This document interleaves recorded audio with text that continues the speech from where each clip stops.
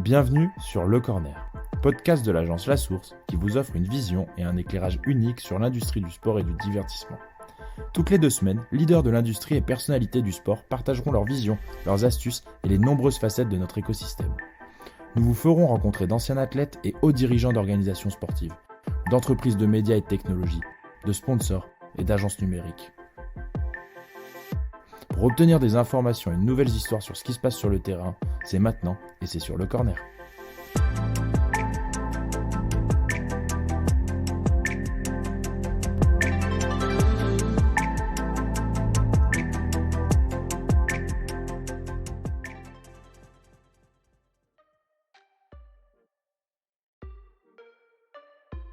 Aujourd'hui, nous voulions nous replonger dans les discussions que nous avons eues en 2020 avec le président de GameWard, David Laniel.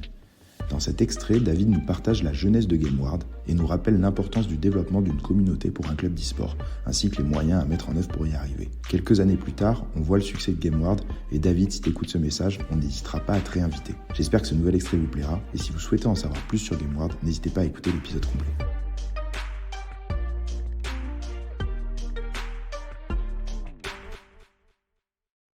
Par exemple, League of Legends, c'est extrêmement intéressant parce que c'est l'écosystème qui est le plus construit aujourd'hui en France et en Europe. Donc en fait, là, tu retrouves vraiment le modèle que tu peux avoir dans le sport traditionnel. C'est-à-dire que tu vas avoir toute ta saison. Donc tout est construit autour d'une saison qui fait 10 mois à peu près. Et donc c'est rassurant pour toi, pour les contrats que tu vas signer avec tes joueurs, pour tes sponsors, pour tout ça. Tu peux vraiment construire sur du long terme, sur plusieurs saisons après avec tes partenaires. Fortnite, par exemple, c'est très différent parce que Fortnite, c'est beaucoup moins construit. Au contraire, c'est plein de tournois un petit peu à droite à gauche. Donc, le gros intérêt de Fortnite, c'est que tu as une audience qui est monstrueuse et qui est très jeune, qui est plus jeune que League of Legends en l'occurrence. Donc, ça va permettre de faire d'autres choses. Ça va permettre de faire des choses de manière un petit peu différente aussi parce que le côté compétitif sur Fortnite est un tout petit peu en retrait pour mettre plus en avant le côté création de contenu, le côté justement broadcast là aussi. Et voilà. Donc en fait, selon les scènes sur lesquelles tu vas vraiment avoir un modèle très différent. Mais du coup, tes enjeux sont toujours un peu les mêmes. Tu parles beaucoup de communauté depuis le début, que ce soit dans l'amateurisme au départ, jusqu'à la création vraiment d'une structure. Donc j'imagine la création de contenu, c'est un des enjeux. L'autre, c'est le revenu. Comment vous gérez tout ça du coup? C'est ça. En fait, la clé, quoi qu'il arrive, c'est l'audience. En gros, si t'as pas d'audience, t'as rien à faire, t'as pas de modèle parce que je disais, le modèle, il est relativement basé sur celui d'un club de sport. Aujourd'hui, c'est beaucoup de sponsoring, un peu d'événementiel, mais l'événementiel, il est généralement plus géré par les organisateurs de tournois, pas par les équipes directement. Tu vas avoir des droits médias, mais pareil, les droits médias, tu vas y avoir accès quand tu es dans les plus grosses ligues internationales, quand tu es en contrat avec les éditeurs. Donc, tu vas avoir du merchandising. En fait, quasiment tous tes flux de revenus ils vont être quand même très orientés sur le fait que tu aies à un moment de l'audience ou pas, une communauté. Donc, c'est pour ça que dans toute une première période, le but, c'est vraiment de réussir à construire cette communauté avant de te poser la question de comment tu vas la monétiser. Et donc, nous, on en est vraiment là à continuer à développer au maximum cette audience au niveau français puis international. Et comment tu la développes du coup? Et comment tu la développes? Alors, justement, l'aspect performance, c'est forcément une clé. Notamment, par exemple, sur un jeu comme League of Legends, tu vas te faire connaître quand tu fais des performances. Voilà. Sur Fortnite, comme je disais, ça peut être un petit peu différent. C'est-à-dire que nous, on prend beaucoup plus l'aspect communautaire sur Fortnite. C'est-à-dire qu'on va créer des tournois pour les fans, on va diffuser des contenus, on va diffuser des tournois qui sont organisés parfois par des tiers, mais qu'on va commenter, etc. On va créer pas mal de snack content autour du jeu, autour des news, autour de ce qui fait parler finalement sur la scène Fortnite. Donc en fait, c'est toujours ça. Après, c'est vraiment à quoi s'intéresse ton audience, donc principalement les jeux vidéo forcément sur lesquels ils sont positionnés, mais aussi travailler après plus sur toute la culture, un peu la culture pop, geek, etc. qui tourne autour et qui vont faire que tu arrives à créer une marque qui va pas être entièrement dépendante de ses résultats, mais qui va être beaucoup plus large que ça. Et juste, moi, si je peux revenir sur un point un petit peu en avant, parce que sur la structuration, on a vu que des équipes comme Team Vitality avaient levé énormément de fonds et créé du contenu, créé cette narration pour avoir justement une grosse audience que tu construis. Comment vous êtes structuré, vous, côté GameWard? Quelle est la stratégie de la structure et de l'équipe de manière générale? Et comment vous arrivez à vous donner le temps de créer cette communauté? C'est une très bonne question parce qu'effectivement, il y a un fait dans l'e-sport, c'est que comme dans beaucoup de boîtes, mais tu as quand même une grosse période d'investissement avant de pouvoir monétiser tout ça. Parce que même quand on parle sponsoring, il y a une question d'audience, mais il y a aussi une question de marque, une question de projet, et tout ça, ça se crée pas du jour au lendemain, donc il faut forcément investir de manière assez importante avant. Donc nous, pendant un peu moins de 2 ans, on a vraiment travaillé en tant que on était 4, concrètement, on était 4 à temps plein, et on a pas mal travaillé sur les différents sujets justement de construction d'équipe, de construction des aspects de performance, sur les bases de la communication, de la stratégie de marque, etc. Et en début d'année, fin d'année dernière, on a levé 1 million d'euros pour accélérer un petit peu sur tout ça, pour renforcer notre équipe de communication, pour renforcer nos performances sur les différentes scènes et pour pouvoir accélérer. Et là, tu vois, bon, en plus, on a fait ça forcément pendant l'année de Covid, donc c'est pas la meilleure année pour nous non plus, même si c'est au global une année assez intéressante pour l'e-sport parce que c'est une activité qui s'est pas arrêtée.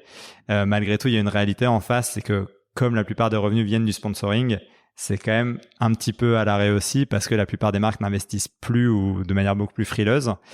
Mais en fait, c'est vraiment ça l'idée, c'est que nous, pendant 6 mois, on a construit toutes les bases de notre projet là.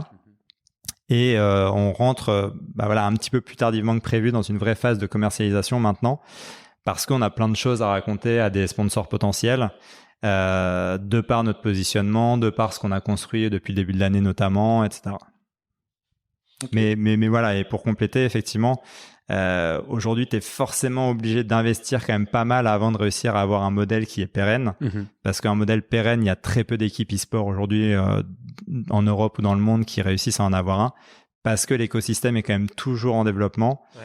Et du coup, ça prend du temps. Ouais, je pense qu'on y arrivera un petit peu plus tard, mais justement, cette notion de création de valeur chez les équipes, là où la création de valeur, je la trouve vachement centralisée pour le moment entre les organisateurs d'événementiels et les plateformes de diffusion. C'est super intéressant de voir comment vous allez tacler le sujet en ayant le modèle du sport traditionnel qui a été longtemps fondé sur juste les revenus de droits télé et les revenus de sponsoring. Comment vous, avec cette visibilité-là, vous allez construire un écosystème où vous allez créer d'autres sources de revenus pour pérenniser, de pas être dépendant de peu de moyens de rentrée d'argent? Ouais, c'est une excellente question et je pense que c'est une des questions principales aujourd'hui. Justement, beaucoup de gens investissent, mais tout le monde n'a pas encore la réponse de c'est quoi l'écosystème et le modèle économique de demain. C'est pour ça que nous, on a tout de suite fait le choix d'avoir un projet qui est très marketing, c'est-à-dire que même les équipes professionnelles aujourd'hui, même celles qui sont au plus haut niveau européen, etc., il y en a pas mal qui sont construites à la base juste sur on a des joueurs qui sont performants, on monte et en fait, on crée tout un écosystème grâce à ça. Et donc, ça veut dire que ta communauté est liée à tes joueurs ? Ça peut être en partie lié à tes joueurs ou en tout cas, le but, c'est de réussir aussi à transférer la communauté de tes joueurs vers la marque parce qu'il y a un moment, il faut que ta marque elle soit aussi plus forte que la marque de tes joueurs.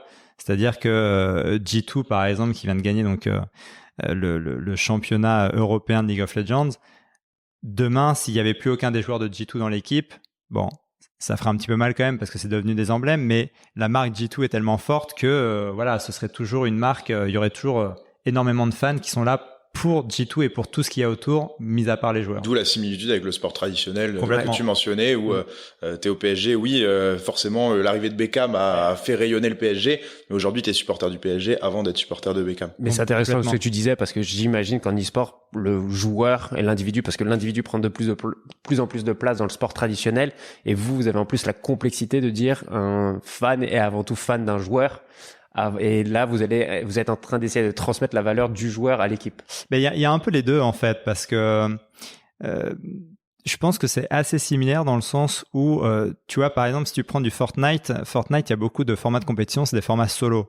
Donc effectivement, tu vas plus t'attacher à une personne en particulier qu'à une marque qu'il y a derrière, alors que League of Legends, quoi qu'il arrive, tu vas toujours regarder des équipes qui jouent. Donc sur League of Legends, c'est un petit peu plus facile d'avoir cet aspect-là. Et justement, je pense que les joueurs ont une grosse part à jouer aussi dans le storytelling, dans la création des marques, mais les équipes ont ont une vraie place aussi. Mais du coup, pour compléter un petit peu la réponse par rapport à ce que tu disais tout à l'heure, c'est une vraie question pour les équipes de savoir justement ce que c'est ton modèle économique, et c'est pour ça que nous, on a un projet très marketing dans le sens où l'idée, c'est de réussir à proposer des choses très concrètes pour nos partenaires en termes de mise en avant, en termes d'activation, en termes de de storytelling.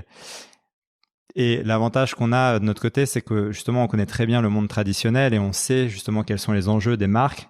Aujourd'hui, les marques, oui, effectivement, elles veulent toucher les 15-35 ans parce qu'elles ont beaucoup de mal à les toucher. Il y a énormément de questions, surtout en région parisienne, par exemple, autour de la marque employeur, quand on est sur des profils un petit peu ingénieurs ou des profils plus techniques.